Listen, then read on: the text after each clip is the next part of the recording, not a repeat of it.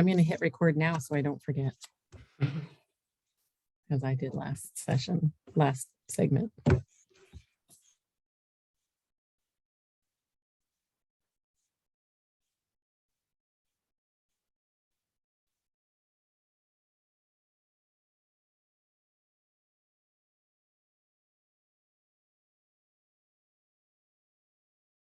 Hey, Martin. Daria, hello.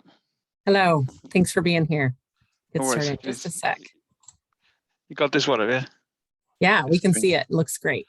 All right, good. Just gotta find the other one.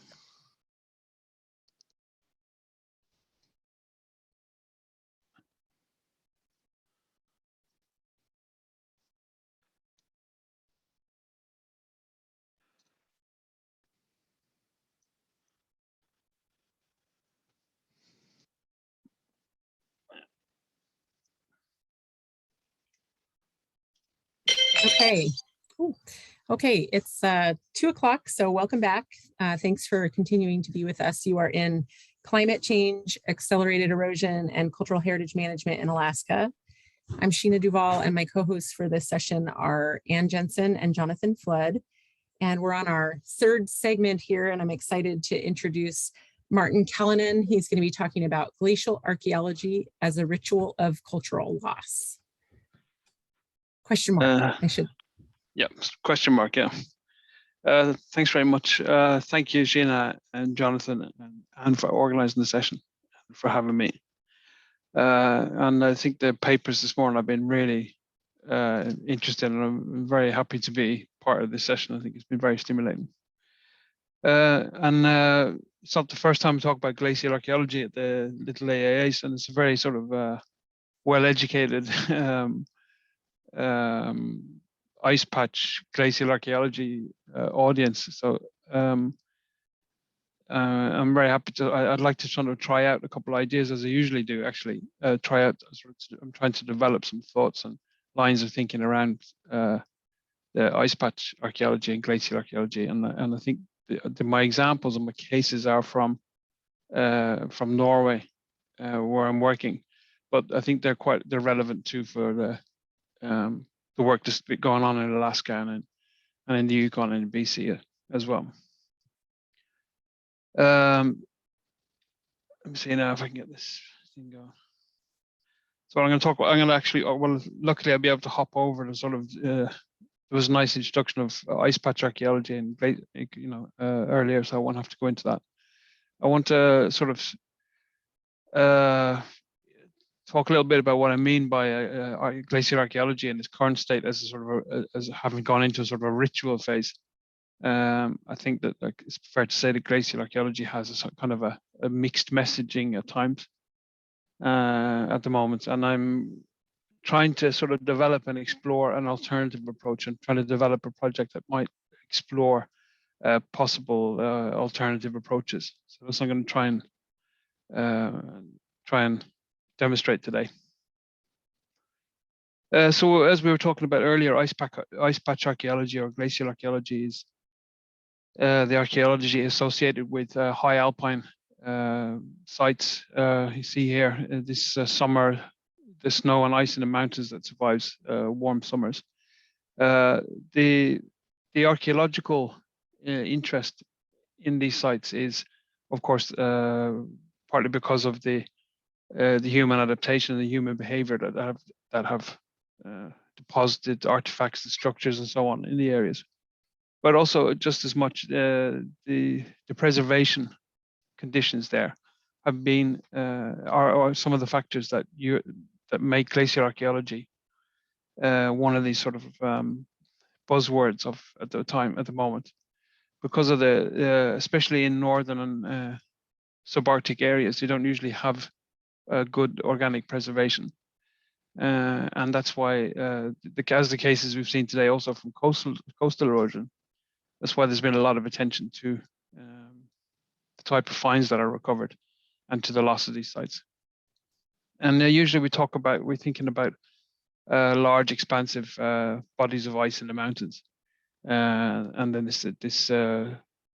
a lot of the work is concerned with the field work and trying to reach these sites and survey them and identify them and collect these finds. And you'll know this, of course, from the work that's done previously, and of course now in Alaska, but also the work from the Yukon, the recent work in British Columbia, and in Europe we have a lot of finds in Norway and Sweden, and in the Alps. I use the term glacial archaeology. We could also talk about that these are just alpine ice patches, but glacial archaeology is a sort of a broader term where we draw in other aspects, other uses of snow and ice as sort of ecological zones or context, or there's different ways of using sort of low alpine and high alpine areas. And there's all sorts of periglacial preservation contexts where archaeology and archaeological finds have been found. That's been a part of the sort of glacial archaeological family. And glacial archaeology today isn't sort of one, when I'm talking about it here now, I'm going to sort of start criticizing or offering critical perspectives. It's important to say that glacial archaeology has different sides to it. It's in different contexts. Glacial archaeology is in a different sort of management context in parts of Europe than it is in, for example, in the States or in Canada. Sometimes it's very project orientated. Sometimes it's very research orientated. Sometimes it's pure management. And there is also differences in the community aspect of glacial archaeology.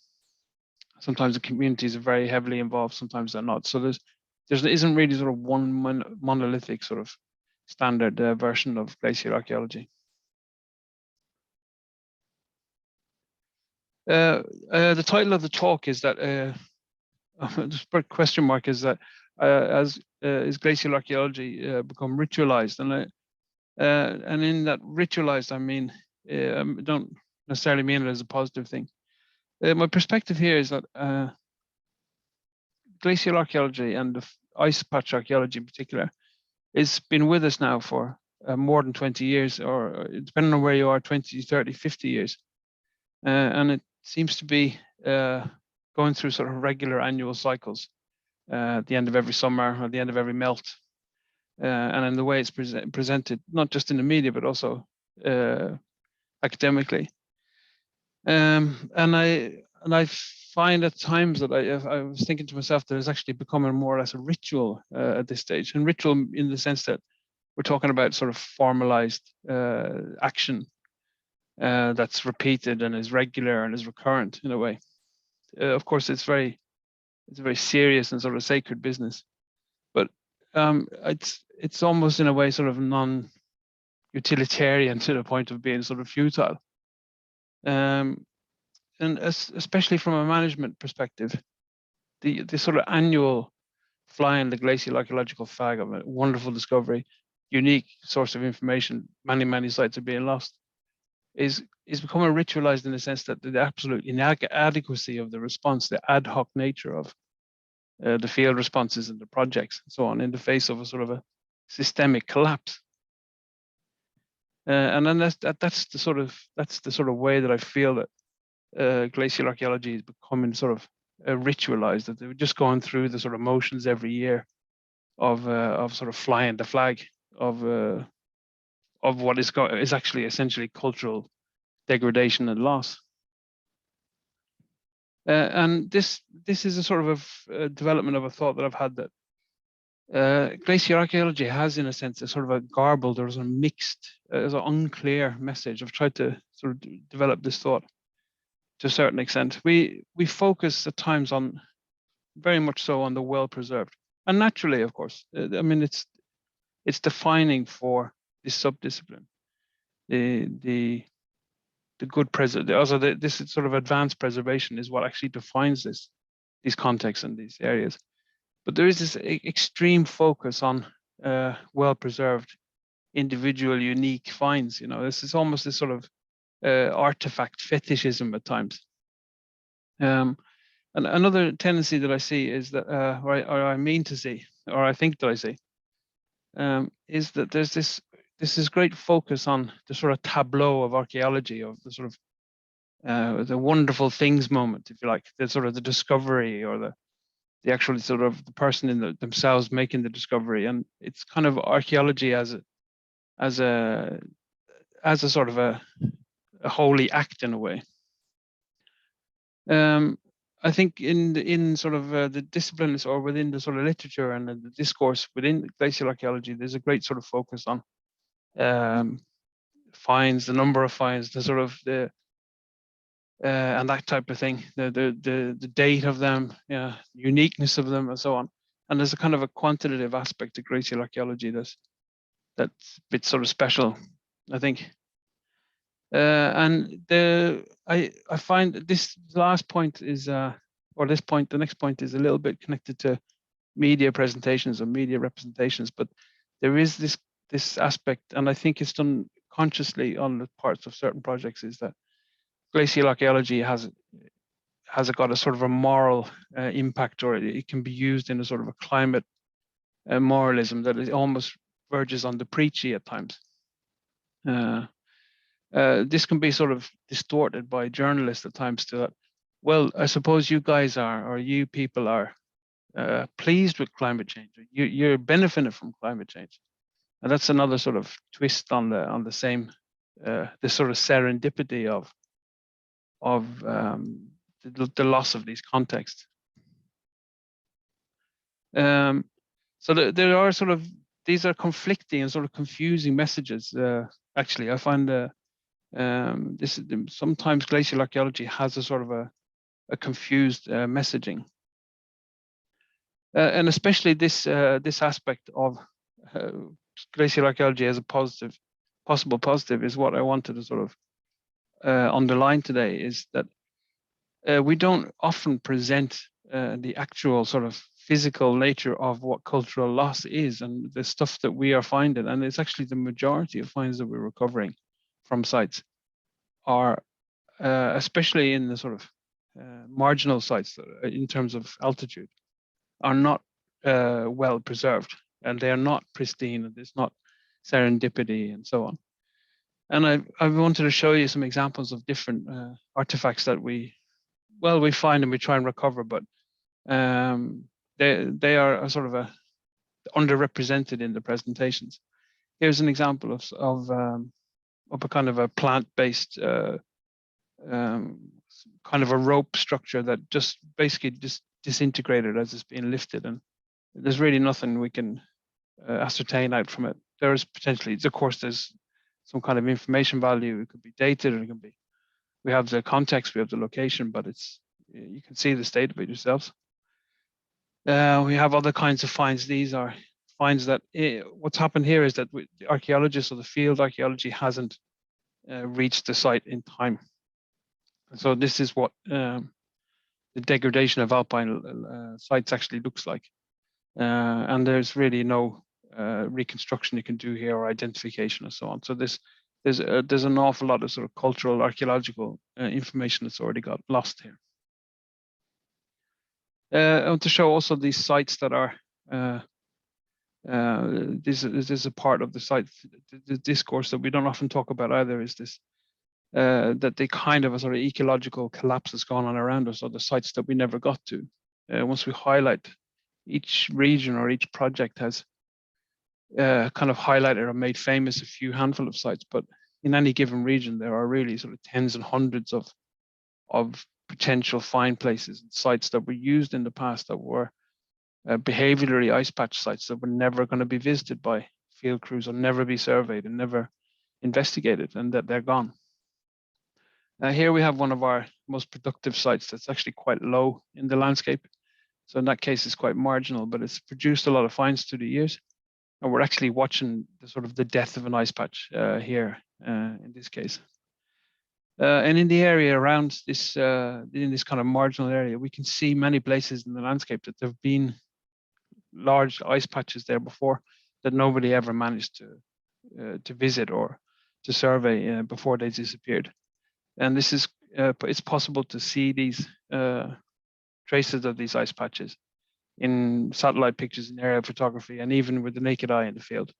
And we really don't know anything about the extent or how many ice patches there were, how intensively they were used.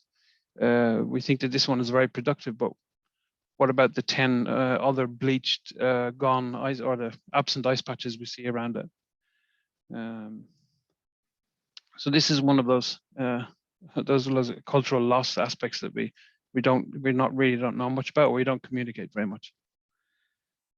And I think, I mean, in recent days, you've seen these reports. The news is not great at the moment, but underneath everything, there was a climate report released recently that was called an Atlas of Human Suffering, and it's kind of the end of the 2-degree fantasy, and that the prognosis for the ice patches and glacial archaeology and the sites in the future is not good.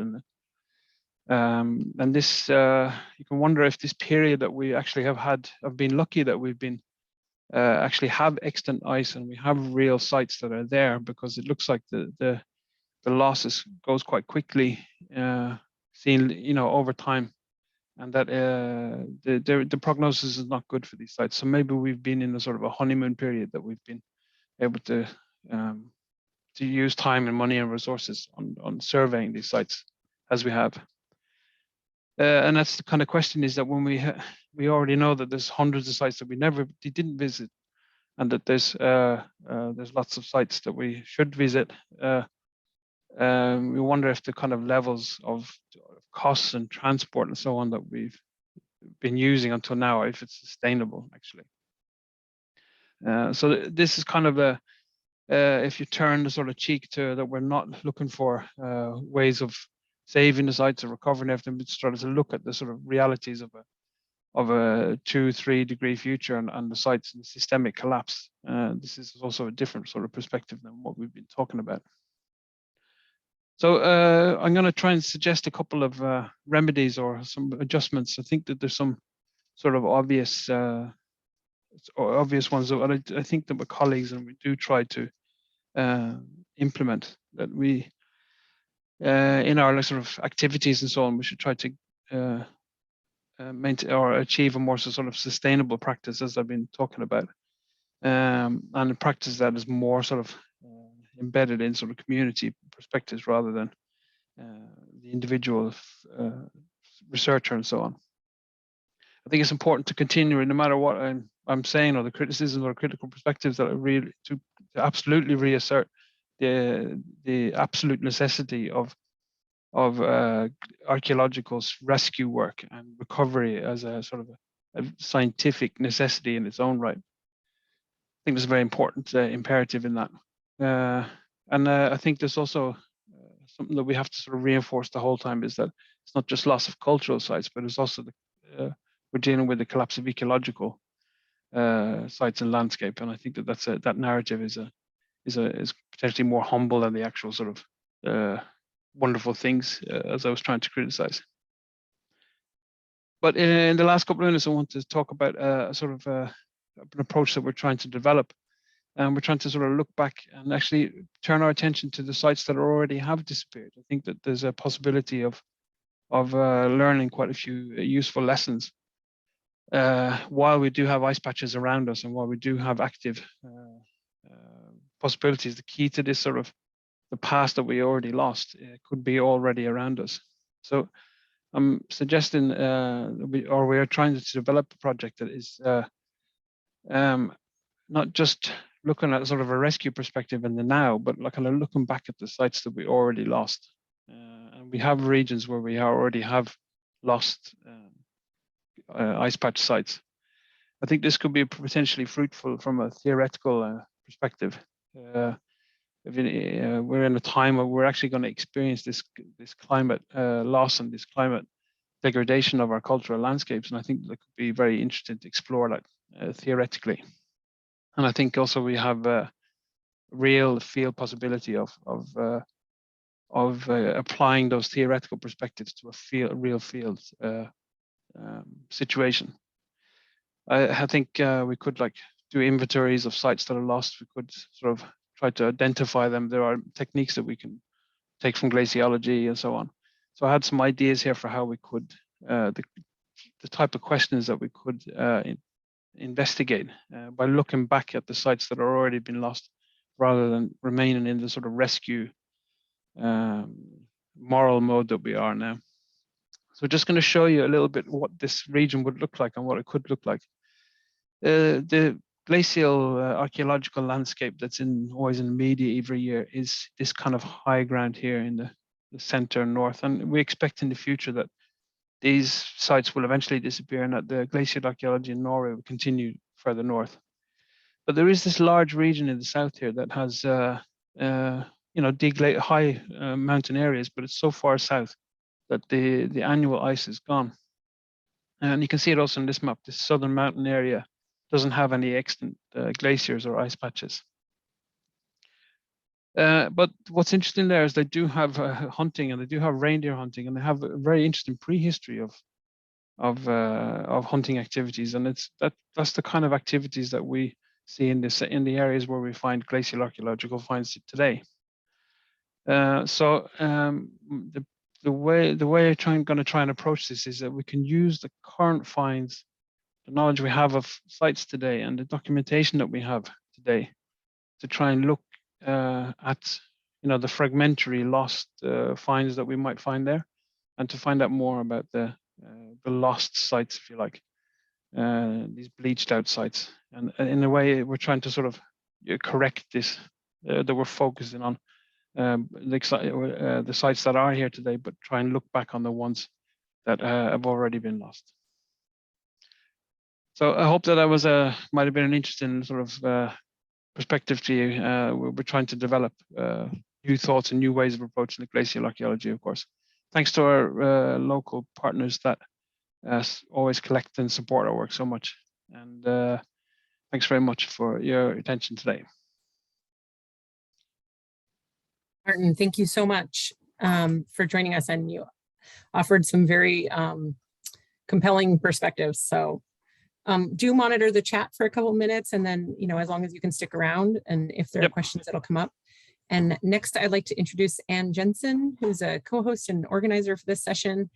And her presentation is entitled Approaches to Eroding Sites, Lessons Learned. Ann, I can see your slides. Looks good.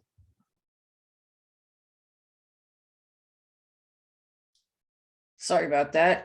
For some reason, it wants to only talk to the other screen. All right.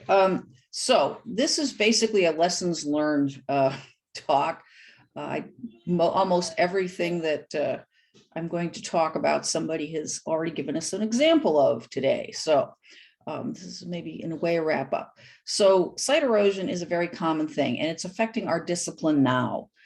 That's the first thing. I think everybody who's been in this session is aware of that, but it's not necessarily known across the discipline. And if you do a simple thought experiment, the data available for analysis in the future is going to be significantly affected by how we approach the problem now and in the years going forward. So, business as usual versus targeted salvage. And I will just point out that paleoclimatologists, folks who studied ice cores, actually were able to get NSF to fund a program to just go out and collect ice cores in mid-latitude glaciers. That's all they did, was they went out and cored the glaciers and they stored the cores. There was no analysis, no write-up, no nothing. I mean, occasionally, somebody's grad student did something, but basically it was getting data. And now many of those glaciers are gone, but they still have the data and they're starting to work through it. So that's, it's happened before. There is precedent. We might want to think about that. As was pretty clear, I think, from Patrick's talk and some of the others, that stable yesterday is not stable today nor tomorrow.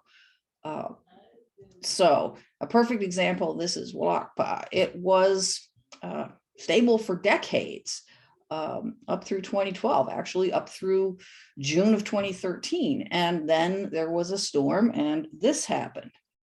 And so we actually got down there and did a little bit of work. And then the next year, there was another storm and this happened. Doesn't look like a whole lot more happened, but actually we lost about 35 feet of the site in from the bluff that you saw in the previous slide. So that plastic is the bottom of Dennis Stanford's excavations, by the way. Another thing that has become painfully clear to me from 40 years on the North Slope, is that shore protection is not going to be our savior here. These two pictures are of Point Hope. That oval there in red is where a groin that was built in 1997 was placed. I was actually there when they built it. It was well built with the biggest rock that could be handled in that remote village. And you can see on the upper left that it did for a while apparently cause some accretion of the shoreline, but it also eroded rather quickly. I think it was essentially gone probably by the early 2000s, and now it's eroding there. Oops. Okay, that's interesting. It's not advancing. Let me try something else here. Okay, there we go. So another alternative for shore protection other than rocks is sandbags. They're quicker, they're a lot easier to handle. Some smaller villages where they can't handle rock that have plenty of material. So here we are at Iputak, kind of the same thing. And here's an eroding house. We placed a bunch of sandbags right in front of it. There was a storm in the middle of the project. Now the sandbags are halfway in the ocean. Whoops. Or in the beach. And so here we are putting many more sandbags in. We actually backfilled there, but that's a 2 or 3 year thing, no more. Here at Utqiagvik, notice where the sandbags are. Same sandbags a year later. Notice how much further back it's gone. And then we have now, so then there was a storm that dumped a whole lot of stuff on the beach. So it actually built stuff up, but these are the same sandbags. They're just completely embedded in the beach now. So, you know, they gave us maybe a year, if that. As Sheena demonstrated very well, some things can be moved, but it's not easy. This is actually one of the two things at Walakpa that are actually on the National Register, leaving Walakpa. It's one of the two monuments to the Will Rogers Wiley post crash. And if we had not moved it when we did, it would have been on the beach within a month. So this was all done with various subsidiaries of UIC, which actually owns the site, Utqiagvik Corporation. They at the time owned the Bowhead Barge Company, so they sent the Unalak down. UIC Construction provided the heavy equipment. There was actually a Bobcat also involved.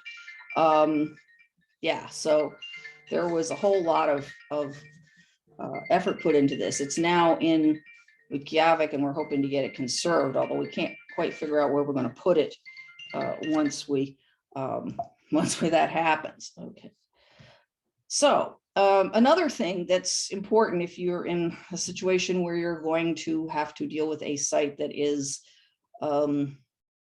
threatened by erosion, be it coastal, riverine, or whatever, or thorn, your field strategies have to match both your goals and your resources. So this is Nuvuk. Nuvuk was a graveyard first discovered in 1996. People just didn't really remember that there was a humongous graveyard out there. Everybody knew there was had been a village out there until essentially the late 40s, and there were people who had, you know, visited their grandparents out there who had lived there. So it wasn't an unknown site. It was simply that the extent of the graveyard was completely unknown. And when we realized it was there, the goal of the community was to recover everybody, not to let anybody fall over the bluff. That's actually how it got found, was a grave sort of spilled down the eroding bluff. So we did, this was before GPR was easily accessible. We had funding for students. And so we involved the community. Most of the people working there are actually local students, and we dug shovel test pits. We dug thousands of shovel test pits. This is 2007 through 2011. And every one of those is a shovel test pit. This area here actually was an area that we tested in 2011 when we had access to a GPR, just to see how, just to kind of validate the GPR data. And it worked out fairly well. So Now moving back to Waukpa, 2013, you saw what happened there. So we got a little bit of local funding, and we hired some folks and we went down. And this is what it looked like when we first started. We didn't get out there till mid-August. And so what we tried to do was basically excavate down to this house. It's a fairly small area. We also had a fairly small crew.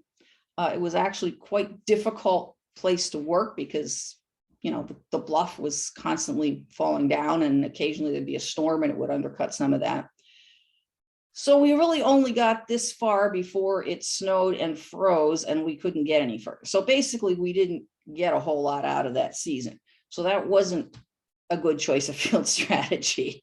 Basically we bit off way more than we could chew, given I think there was one experienced excavator besides myself. So 2015, there was a lot of issues. Whoops, back we go. And so we had some volunteers. We had 5 people and slightly less than a week. So we were much more discerning in what we could do. We did some shovel test pits in front of the monument because this was badly undercut and we could see it was going to slump soon. And we also decided to do a couple of profiles down at this end of the site because it had very deep deposits we could see, and it was also pretty threatened. So Owen Mason actually, we cleaned and we profiled. We actually got down to the Pleistocene there. So then we were fortunate enough the next year to actually get a lot of funding, both from UIC, which owns the sites, and it had a pretty good year. So they provided logistics support. They have a science, one of their subsidiaries does science logistics support, and also funding for, fuel and food and whatnot. The community was very helpful. People were really interested in seeing what could be salvaged from there. They monitored the site.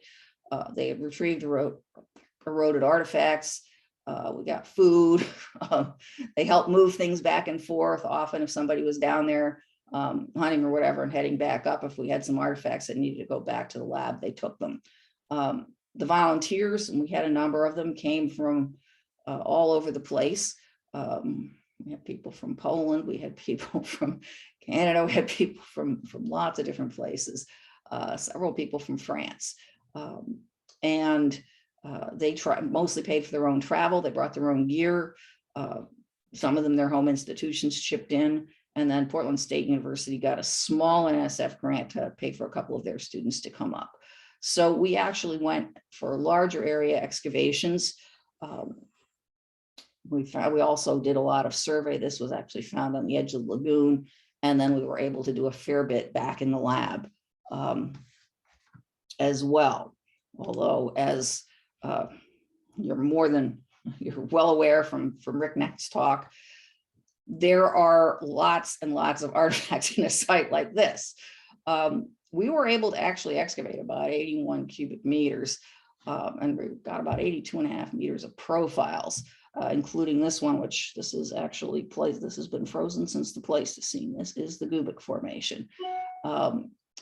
We also got a complete house with a standing tunnel, which people could have crawled through if I would have let them.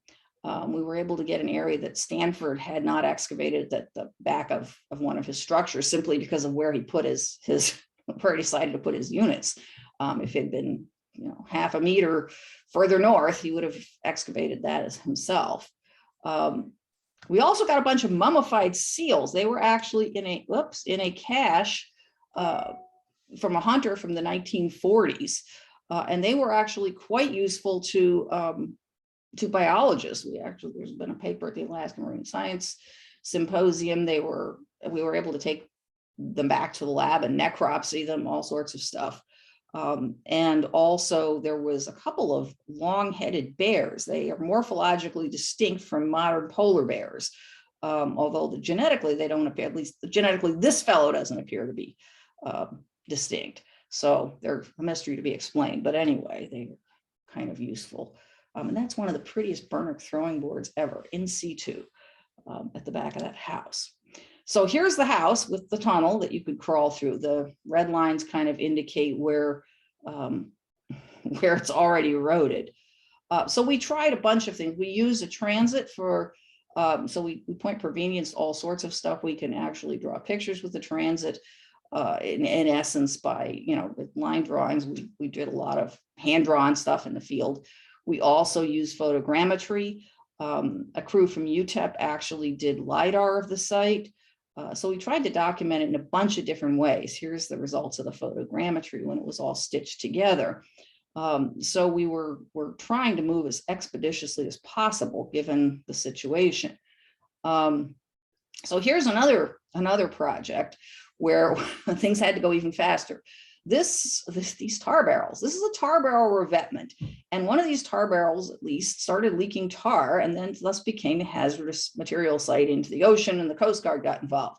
Well, it turns out this revetment may be one of the earliest examples of local attempts in Alaska to control coastal erosion, and therefore may well be a historic site. Now, obviously it can't stay there if it's going to leak tar into the ocean. But it was reasonably stable, and with sea ice and everything being, the ocean being open more, it's been battered very badly. So it's clearly got to go.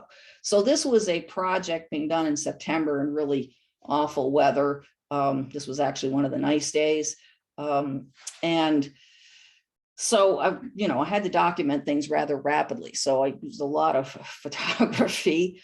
And I also, this barrel was one of the first one that was actually in situ. This one had already been displaced by ice and smashed flat. So it was being dragged out of the way. And then now this one had to be moved. And so I couldn't get in there to document it because the water was pretty deep. But once we got it out, I was actually able to document it fairly quickly because I used my iPhone. That's basically the LiDAR on an iPhone Pro. It took me about 20 minutes to do that. And, I couldn't possibly have done that in the time that we had available, because this tank had to be put on a truck and taken away to a site where it would be properly disposed of later that day, like at lunchtime. So we had to be pretty expeditious about this. I did do some measurements on it, and I've gone into the software and done measurements on the same places, and it's actually within a few centimeters accurate. So it's pretty good. And like I say, my iPhone. So another thing is that dealing with eroding sites can be a real balancing act, because in a lot of villages, critical infrastructure is suffering many of the same problems. And so to show you, here I'm standing on the top of the bluff in Utqiagvik. You will notice that it is cracking, and you will notice that basically we're at the back steps of a house. Well, the picture on this side, that's the same house, and those are the same steps. It's an archaeological site. The house is just the latest dwelling that was built on this location. But obviously the people who live in that dwelling are not particularly interested in it falling over the bluff or having anyone excavate out from underneath it. So fine. That creates a problem. The second possible problem is that the location of the former infrastructure, critical infrastructure, is gone. And so you have to move it. So this is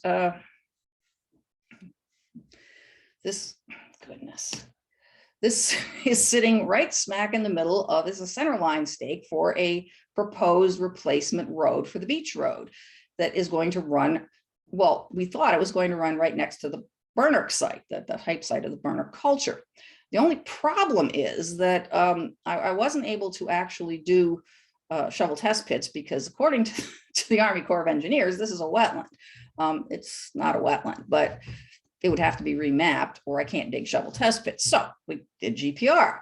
Well, lo and behold, this is a very low mound. And in this very low mound, there underneath the sod is a structure. So this is actually a new mound in the Burnert site, which unfortunately is smack where they want to put a road. Obviously, something will have to, something's going to have to give here. Fortunately, it's not too deep, so maybe it can be excavated, but there you are. Another thing, and I think this came up in the break discussion after Rick Neck's paper, is the issues that we run into with funding cycles versus the speed of impacts. I mean, as we all have seen, sites can be revealed and destroyed within weeks or months. Obviously, proposal writing doesn't happen that fast, and review and funding takes a lot longer. So there's a real mismatch in some cases. And then when you get, even if you're funded, the logistics can cause additional delays due to contract cycles. If you have, the Arctic logistics provider, and it wasn't in this year's contract, they don't have the money to do it, or just something as simple as, okay, there's sea ice, we can't get the barge, or the barge has already gone. There you are. So again, it kind of goes back to the whole, gee, can we think about how to maybe, have some kind of an ongoing thing. And then museum people, capacity to handle resulting material. Rick's paper was an excellent example of all of the stuff that you get, all the wonderful stuff that requires careful handling. Organics are a pain, and lithics are wonderful because they're just so easy to deal with. There's data management limitations. Whoops. There's issues just with laboratories already being busy with another project, and then now where do you bring in, you don't want to mix the artifacts up, and so on and so forth. Museums don't have enough places to put stuff sometimes, and often they don't have qualified staff to actually deal with it. So, there's a real challenge there, and I'm not sure what the answer might be. Anyway, I want to thank all of the field crews from Nuvuk through all of the Walakpa field crew, and everybody who supported any of this work, and also the members of the SAA's Climate Change Strategies and Archaeological Response Committee, and all the other people who are working on issues of climate heritage, which would include all of you. Thank you very much. And thank you so much. Perfect timing. And like everyone else, just monitor the chat if any questions come up. And as I mentioned, we'll have more time, maybe a little bit after Anjuli's presentation. And I'm really excited to also have Anjuli Grantham here. Last presentation, but certainly not least, on the very important topic of emergency preparedness and disaster response for Alaska's heritage. So Anjuli, I'll hand it over to you. Thanks for being here. Thanks for having me. Do you see things that you're supposed to see? Yep, it looks good. I see your presentation. Okay, great. So I'm Anjuli Grantham. I'm curator of statewide services at the Alaska State Museum in Juneau here at Occoquan Territory in Linkit-Ani. And I just want to share a bit about an effort that's really in its infancy over here in an adjacent field, that of collecting organizations. And this got its start, for years we've been talking about this, but it really got its start in the 2018 Anchorage earthquake. At that time, at least 13 museums and libraries suffered damages in that 7.1 earthquake, but we couldn't ascertain this until weeks later because staff and volunteers didn't know how to really reach out to one another. We couldn't figure out who was in the affected area, and we had very little idea of what sort of assistance they required to begin recovery. When we established contact, we later learned that only one of the affected organizations actually deployed their emergency plan to aid in their recovery. So that was in 2018. Since then, we've experienced massive windstorms, floods, several snowpocalypse events, and of course, a global pandemic. And we're also grappling with the increasing hazards related to climate change, many of which have been talked about already today. So we're asking, how can we work better together to protect and prepare Alaska heritage in the face of these mounting emergencies? How can we be more resilient to these events? How can we serve our communities during these challenging times? And how could we also maybe be of assistance to emergency managers and first responders who are doing this work? We started this conversation through there we go, Preparing Alaska's Cultural Organizations for Emergencies training program. This is a program I'm the director of at the State Museum for the Division of Libraries, Archives, and museums, and it's a training program open to anyone that stewards original humanities materials. Most of the participants come from museums, libraries, and archives. And this program is focused entirely on building capacity for preparedness and response in Alaska collecting institutions. So the program features a 4-month online course in preparedness and response. The course is focused on participants developing preparedness and response plans for their institutions. We assign coaches to all of the participating institutions who provide that additional support and help, because emergency planning is a really big undertaking, and it's really nice to have a cheerleader by your side to help you along, also provide additional resources, ask questions, all that. So we have coaches that are helping. And then all of this is culminating with 3 collection salvage workshops. Our first is going to happen here in Juneau in May, and then we're going to have one in Wasilla at the end of August, beginning of September, and then we're going to be in Fairbanks in mid-September. And these are live fire events, and so we're going to be at the fire training centers. We're going to set up the fire training centers as if they were collection storage units. Firefighters are going to start them on fire, and then we're going to deploy the incident command system, do damage assessments, and then actually salvage the damaged materials. And we are trying to get materials that are really representative of Alaska collections. So, of course, archival materials, but we're also going to try to burn fur and taxidermy specimens and all sorts of things so that the participants can get real hands-on experience in what it is to handle these things and then do emergency sort of stabilization work. We'll have all the conservators in Alaska essentially are going to be on hand to help with this project. So far, it's a cohort-based project. There are 3 cohorts in total. We're now almost halfway done with our last cohort, and we've registered 51 people from 37 different collecting institutions in Alaska. The first cohort was a year ago, and those are the ones so far that have had to turn in their plans. 70% of those who have taken the class so far have actually completed disaster plans, which I think is a pretty impressive amount considering how much work it takes to do that. And I don't know if I mentioned this, but this the whole effort is funded by the National Endowment for the Humanities. We received a major grant for them to do this work, and we're working really closely with a whole host of partners, including the Division of Homeland Security and Emergency Management with the state of Alaska. So these, we have this really good momentum right now. And while PACO is really focused on emergency planning and developing emergency plans, it's also focused on building relationships. So it's focused on relationships regionally, statewide around preparedness and response, locally with first responders and emergency managers. And we want to do more to extend these relationships and solidify them. There are, across the nation and the world, diverse groups of heritage practitioners and emergency managers that come together to create heritage emergency networks. And we are starting that conversation in Alaska right now. So far, these are the organizations that are leaning into this exploratory process. You can see the main partners from the PACO program there. We have HENTF, the Heritage Emergency National Task Force, is providing support. The Alaska Emergency Management Association is the nonprofit membership association for emergency managers in Alaska.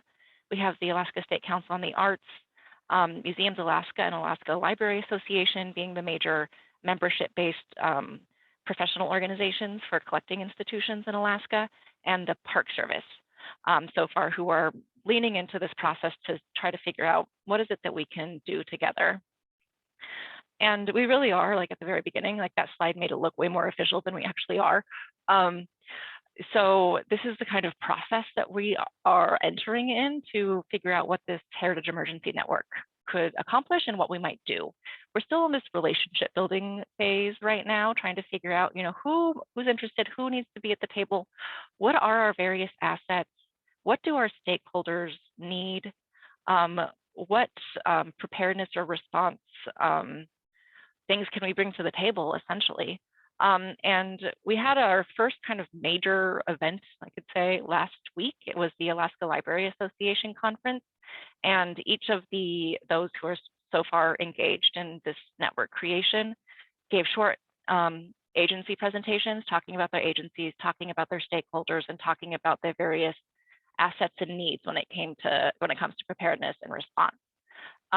We are going to continue to have this conversation moving forward. We're hoping to bring together folks in Fairbanks to do some training and to really hammer out what is it that we want to do, what are the initial goals of this undertaking, and then moving forward, we try to figure out how to formalize what we're doing.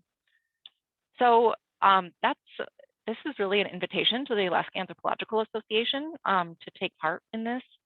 We have, as you saw, Museums Alaska, Alaska Library Association. So some of these other nonprofit professional organizations are starting to take part in this conversation.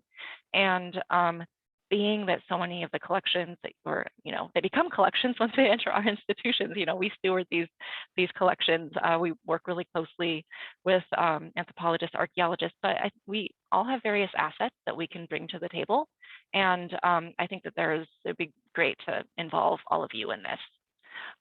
So that's all I have to share today. Anjuli, thank you so much. And this is such an important topic, and really, a lot of the talks today in this session certainly are relevant to, once material ends up in collections repositories, and how are we stewarding them? How are we anticipating an influx of collections, as well as how to take care of them and how to plan for protecting them in the future. So I'd love to open it up for any questions for Anjuli or any of the other presenters today. We've had a long day of outstanding sessions. So please feel free. We've got time here. If anybody has any questions, you're welcome to come on camera or come off mute. And yeah, we have some time for discussion, but I really appreciate all of the presenters' contributions today. It was an outstanding session, and I really look forward to learning more about all of your projects.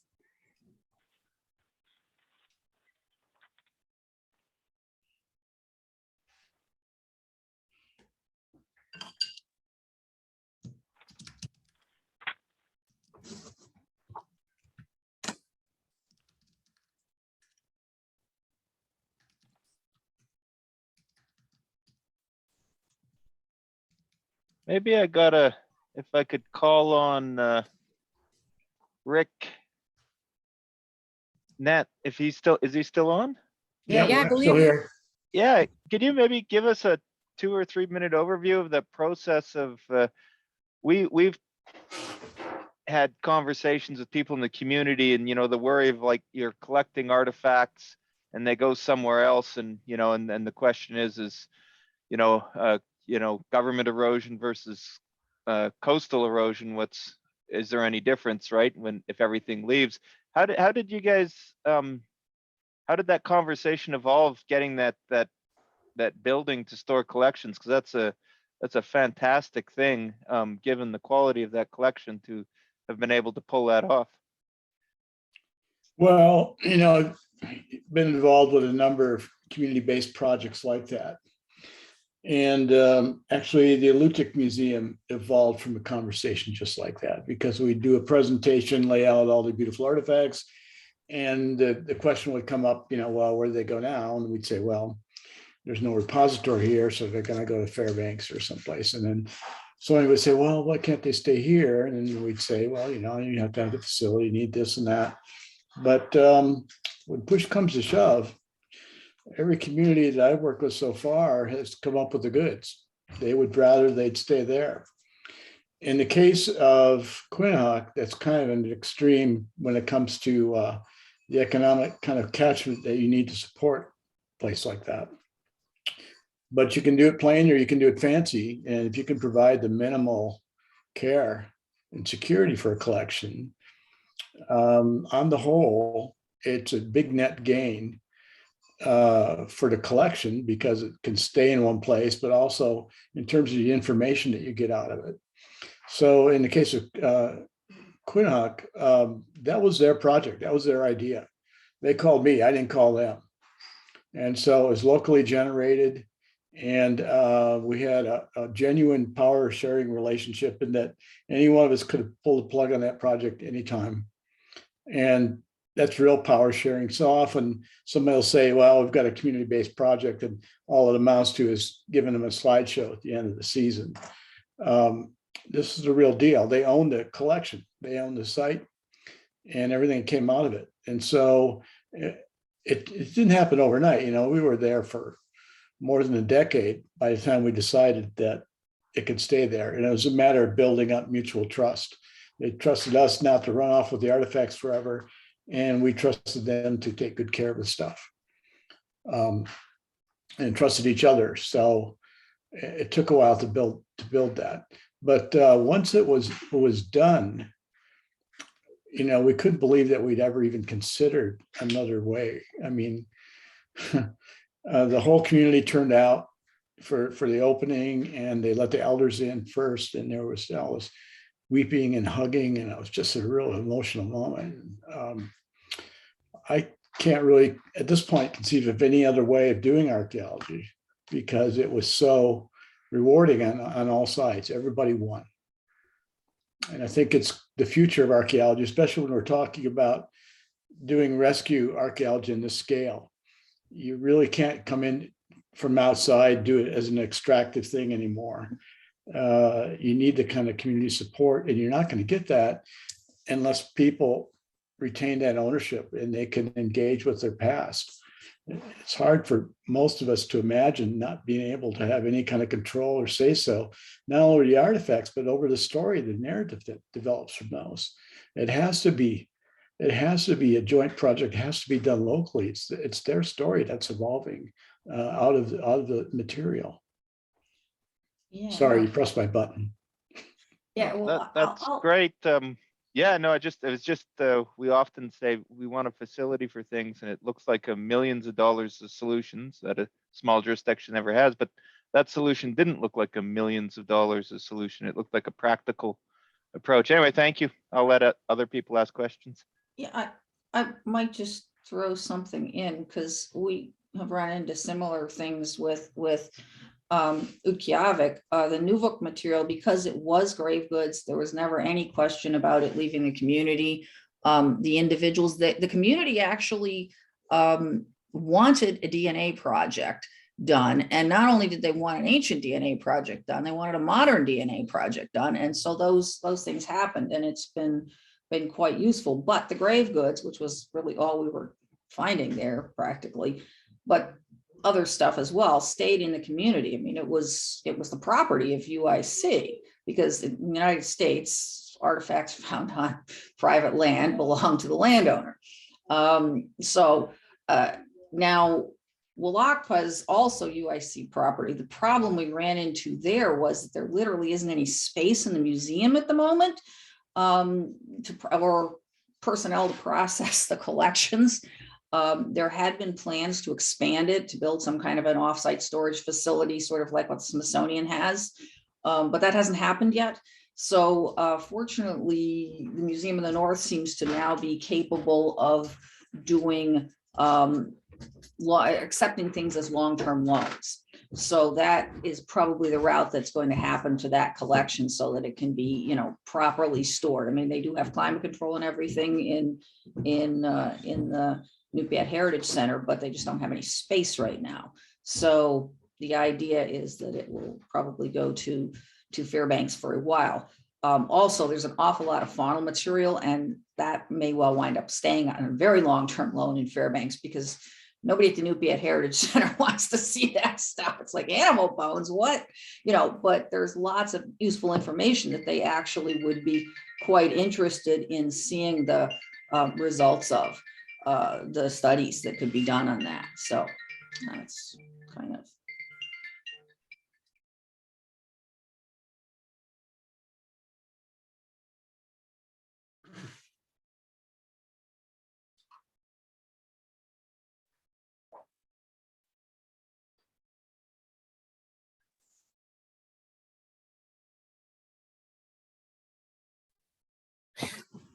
As a reminder, this session will be, it's been recorded, and it will be posted to the association association's YouTube page following the conference. So you can look for it there if you missed any of the talks. They were all outstanding. So thanks again to the presenters and to Anne and Jonathan for co-organizing this session.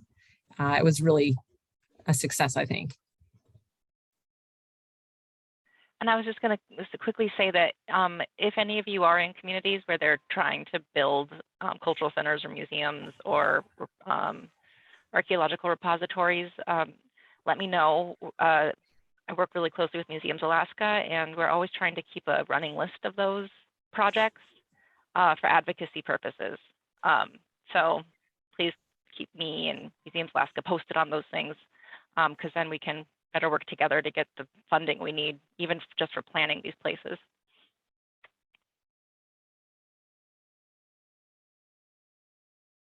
Thanks, Anjuli. And I think I know that at least with respect to the work at Nunalak and Quinnahock that Rick, you leveraged Museums Alaska and colleagues in Alaska that work in repositories to assist with the setup or, participate in the setup of the Cultural Heritage Center there to kind of collaborate in that way as well. Is that correct?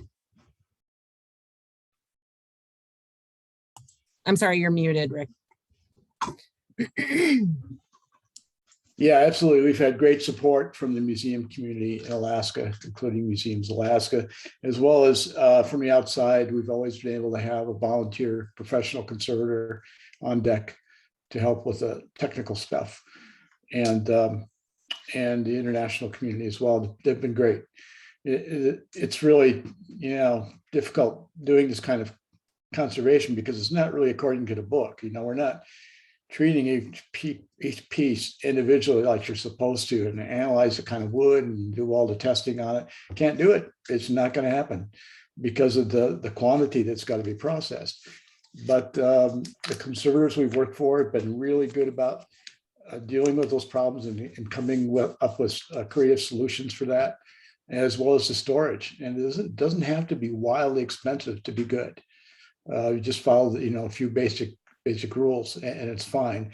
And any of these solutions are way better than the stuff ended up on the beach. Totally. Good point.